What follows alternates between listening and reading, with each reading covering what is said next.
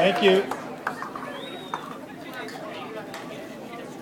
All right, here's to Webb Simpson, our 2014 Shriners Hospital for Children's Open champion.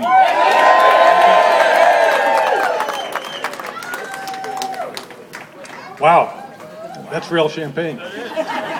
You're barely old enough to drink it. No, he's 28 years old. He's a veteran. Let me tell you a few things about Webb before we ask him a few questions. He's one of the biggest name winners we've ever had of this tournament.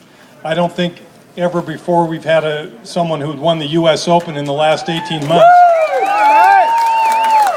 win our tournament. So that's a great thing for this golf tournament in its 31st year.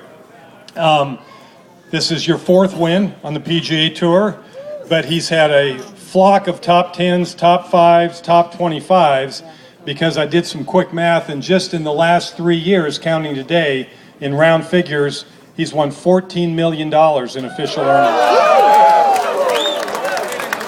So that's pretty impressive, and most recently was a member of the winning U.S. President's Cup team,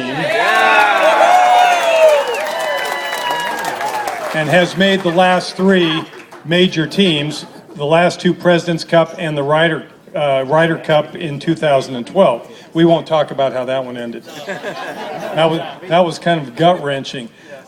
This week, Webb made 28 birdies and only 4 bogeys all week long, which is incredible.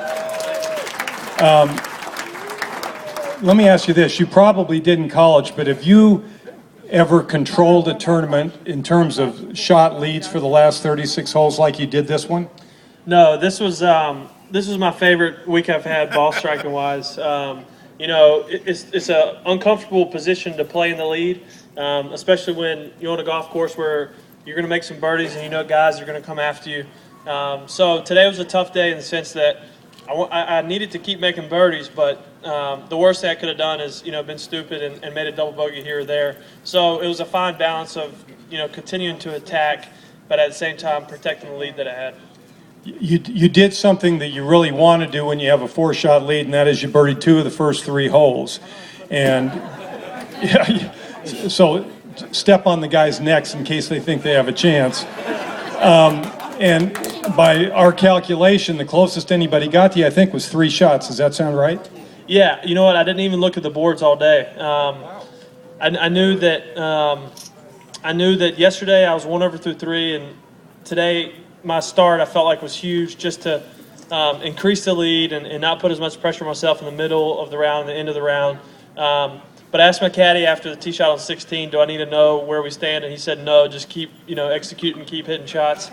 And then after I hit the ball on 18 way to the right, I said, okay, are we okay now? And he said, yeah, you're fine. I don't think he was going to let you go for the green on that second shot. No, I pulled out my lob wedge. I said, are we going to lay up? He goes, yeah, I thought I was going to have to convince you of it. It's interesting. Your caddy, Paul Tesori, is also sort of an instructor. That's an unusual thing to have a caddy that's so knowledgeable. If they see something slightly amiss with your golf swing, they can give you a pointer. How often does he step in and say, Webb, I see something? He does a great job. I mean, yesterday through 11 holes, I wasn't swinging it great, and he said something to me going to 12 tee, and I swung it well coming in. He thinks I should pay him also for being my instructor, but I said no. Just paying him for caddying will do. But he's great. He's been instrumental in me getting better these last few years, and I owe a lot to him this week.